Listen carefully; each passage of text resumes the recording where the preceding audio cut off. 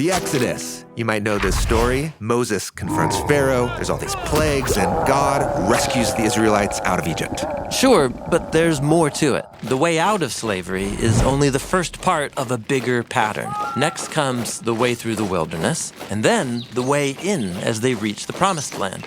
Together, these three parts form a story about the Exodus way. Okay, let's check it out.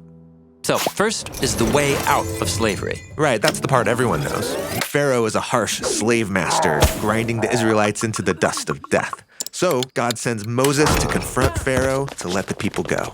And as they leave, they come to what seems like an impossible barrier, a flood of waters that are blocking them in.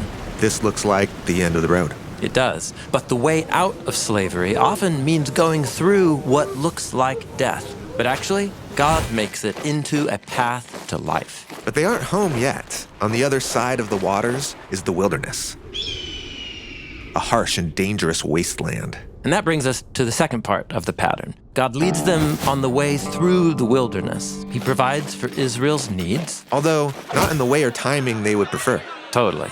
The wilderness is where they have to learn to trust God and to live by His word and daily bread, even when things feel impossible and hopeless. And so this leaves the way in. Yes, the way into the promised land, full of goodness, where they can live as free people and spread God's blessing throughout the world. Okay, I see the three parts. The way out, through, and in. But we're not done yet. When Israel gets into the land, this Exodus pattern begins all over again, like a melody on repeat. What do you mean? Well, they constantly find themselves facing new threats of violence and oppression. And to confront these new Pharaoh-like enemies, God raises up new Moses-like leaders to rescue the people and lead them out of slavery and into freedom again. There are also stories of these leaders having their trust in God put to the test in dangerous situations, sometimes in an actual wilderness. And usually, when these crises resolve, God brings about a time of peace and abundance in the land. So this Exodus pattern of the way out, through, and in, it's woven throughout all of Israel's story. Yes, but things turn tragic. The oppressors turn out to be not just foreign rulers, but Israel's own kings who exploit their own people. So God allows the biggest Pharaoh-like ruler of all, the king of Babylon, to conquer and enslave them. And he takes them out of their land. After all of that, they're back where they started. But even here, Israel's prophets saw the Exodus pattern at work. They announced that there was hope for a new rescuer and a new way out. The prophet Isaiah said that God would come to lead his people on a new highway through the wilderness and bring about a new era of freedom and abundance for Israel and for the whole world. Now, once Israel gets back into the land, that freedom and abundant blessing never fully happens. Right. So they still find themselves waiting for a rescuer. And that brings us to the story of Jesus. Many people following Jesus start to hope that he'll lead them out of their slavery to Rome and out from the corruption of their religious leaders. But Jesus knows the way out isn't just about freedom from crooked leaders or governments. He taught that humanity is enslaved to a deeper, more sinister Pharaoh that has captured our desires, corrupted our world, and is leading us all to death. Jesus came to free us from that slavery.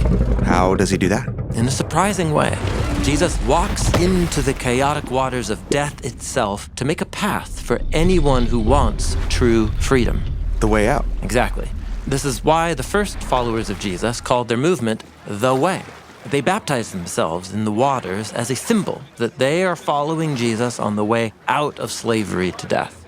Okay, but in the Exodus pattern, after the way out comes the wilderness. And that's where we find ourselves today, journeying through a world that can feel dark and hopeless. But Jesus' followers trust that God will lead them through and provide for their needs and be with them through every test. And the goal of all of this waiting and these tests is the way in, right?